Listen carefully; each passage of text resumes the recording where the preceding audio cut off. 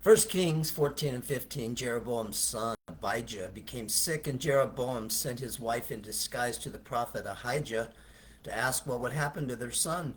God told Ahijah she was coming in disguise, and Ahijah confronted her with her dishonesty immediately. God does that. Are you living in sin right now, and God is confronting you right now? Then he told her their son would die the instant she entered the city, and this happened. God spoke through the prophet that Jeroboam had done evil in worshiping other gods and making molten images. After 22 years, Jeroboam died, and his son Nadab became king. Baasha, the son of Ahijah of the house of Issachar, took the throne in Israel after killing Nadab and all of Jeroboam's sons, which was fulfillment of the word of the Lord. Rehoboam in Judah wasn't doing any better, building high places, sacred pillars, and Asherim. There were also male prostitutes in the land. After 17 years in constant civil war with Israel, Rehoboam died, and his son Abijam became king. Abijam walked in the sins of his father. Upon Abijam's death, his son Asa became king, the first good king in Judah. He did what was right in the sight of the Lord, putting away the male prostitutes and the idols. He also removed Maacah, his mother, from being queen mother, because she had made a horrid image as an Asherah. And Asa cut down her horrid image and burned it at the brook of Kidron. Notice that Asa's loyalty is to his God and not to his mother. God calls us to love him and serve him even above our own family members. It doesn't matter what our family members say. It only matters what God says. Asa's son, Jehoshaphat, also a good king, reigned after him. There were 20 kings total in Judah. Only 8 of them were good, and only 5 of these were outstanding. All of Israel's 19 kings were bad kings. So we see the sovereignty of God playing out even in the midst of the choices of men. God holds each one of us responsible and accountable for what we do with him. Indeed, some honor him, but some don't within this free will, as his will shall prevail. Where is your name written? In the Lamb's book of life, or in the list that says he or she did evil in the sight of the Lord?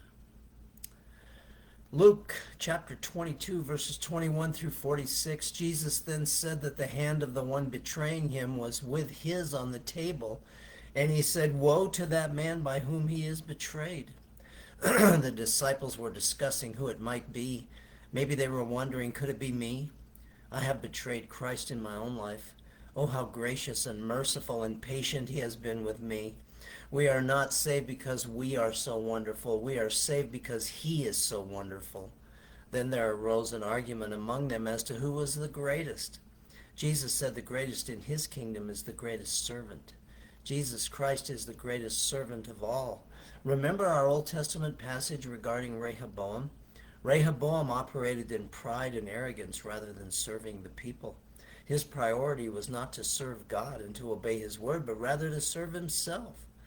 Jesus went on to tell the disciples, "I grant you that you may eat and drink at my table in my kingdom, and you will sit on thrones judging the 12 tribes of Israel."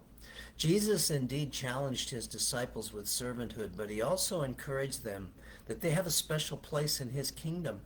He encourages us in servanthood as well, and we too, as born-again believers, will have a special place in his kingdom.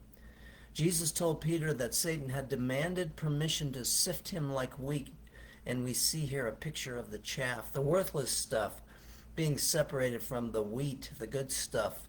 Satan will find chaff in each one of us, which is our sin nature. That's why we need Jesus to save us and to pray for us. He always lives to make intercession for us. Aren't you glad you belong to Jesus and he is making intercession for you today? Peter would be tempted to deny Christ and would fall, but Jesus told him he had prayed for him and that he would be restored and later strengthen his brothers. Peter didn't understand his own weaknesses. Neither do we. We think we can operate in our own strength, as did Peter, but our own strength will fail. Peter would be able to strengthen his brothers in the strength of the Lord by relating to his own experience of failure in his own strength and pointing them to their need to rely on the strength of the Lord, to literally go in the power of his might, depending on him to empower us to do what he's called us to do.